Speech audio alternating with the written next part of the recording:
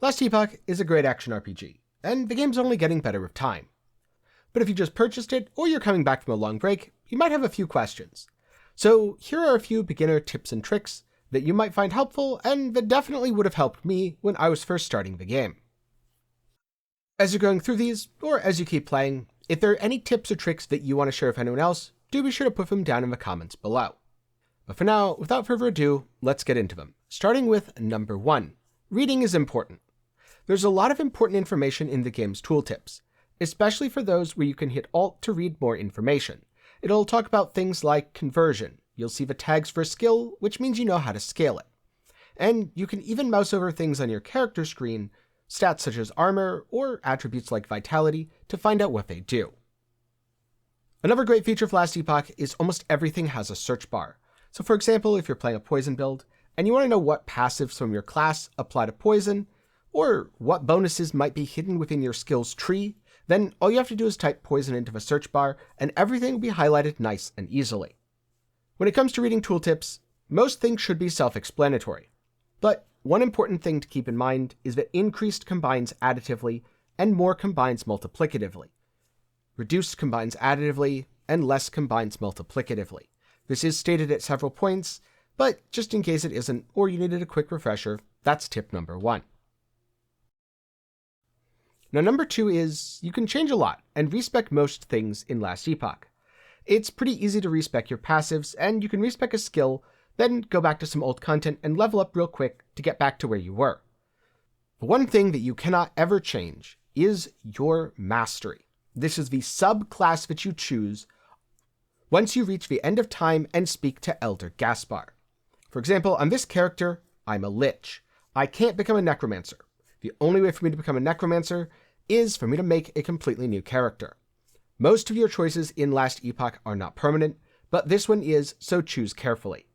Now, to be honest, leveling a new character isn't the end of the world. You'll be able to transfer most of your old gear over, and with the level requirements being fairly low, it'll be a couple hours of leveling and then you get back to monoliths.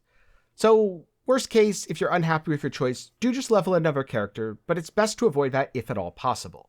And if you're curious about my build, maybe you want to know more, then do be sure to get subscribed, since I'm going to be talking about that along with the Acolyte class more broadly in an upcoming video.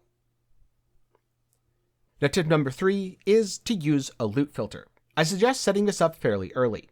Hit Shift plus F to bring up the loot filter menu.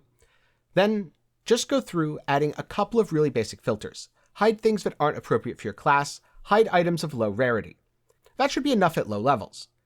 After a little bit though, when you start to feel more inundated with items, you could hide rare items and choose to selectively show specific modifiers. Say you want life gear, resistance gear, and acolyte modifiers. Just have all of those things show up on your filter, or an item with multiple of those combined. It's going to take a little bit of time. However, if you need help setting up a loot filter, I'll have a couple of videos both up in the card and down in the description below with more information.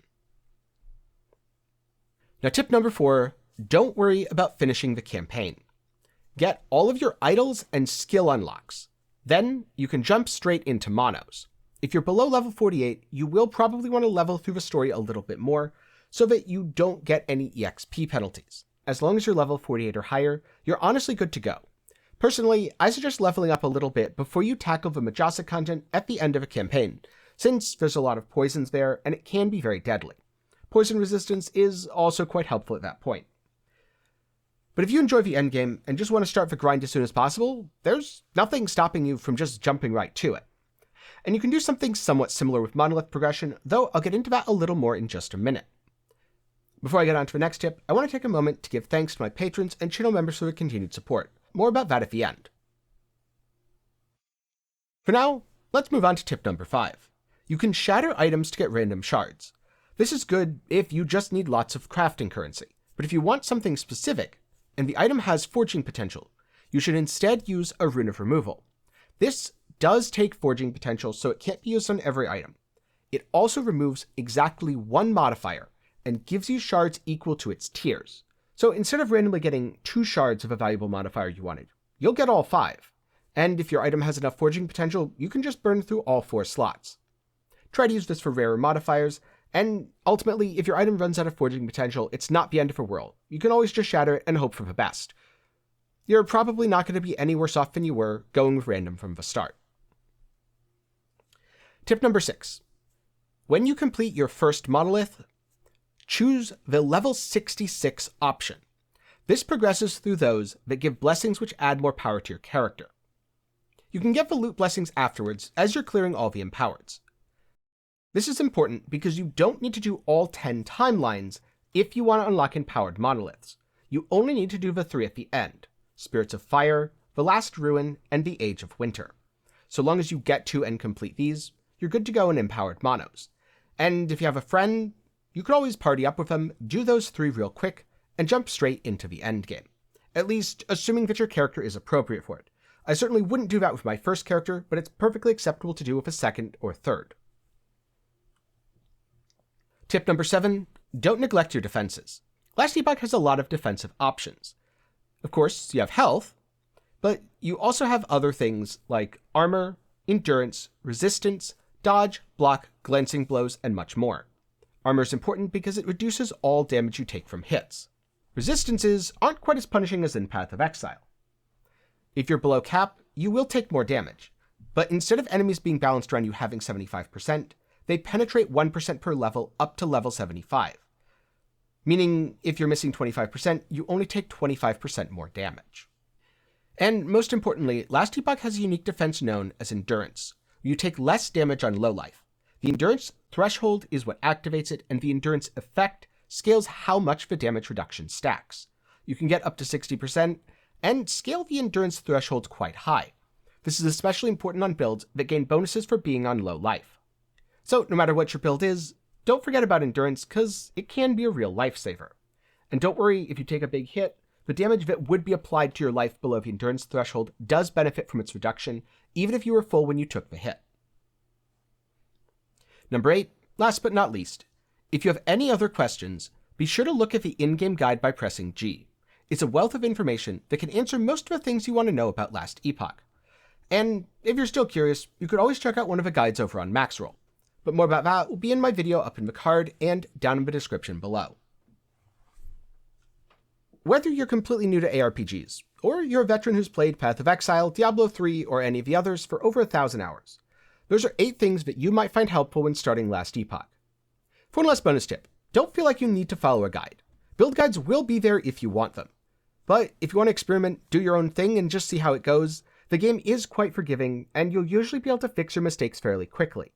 Plus, the overall difficulty of the campaign isn't so high that builds are punished for being non-optimal.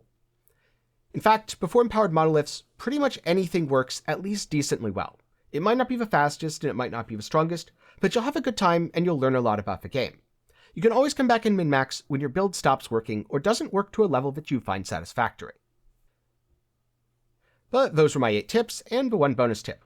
So only one thing remains. If you have any other tips that you'd like to share, please do put them down in the comments below. And if you found this video helpful, do be sure to leave a like to tell the YouTube algorithm to show it to more people. Another big thanks to my patrons and channel members for their continued support. For as low as $1 a month, you can help make videos just like this one possible. If you want something else to watch, maybe those loot filter videos that I was talking about earlier, or you can always go with whatever YouTube has on screen right now. And of course, whether it's Last Epoch, Path of Exile, or other ARPGs, there's always going to be more content on the channel soon. Be sure to get subscribed so that you don't miss it. But that's all for me today. Thanks for watching, I hope you learned something, and maybe I'll see you again sometime soon.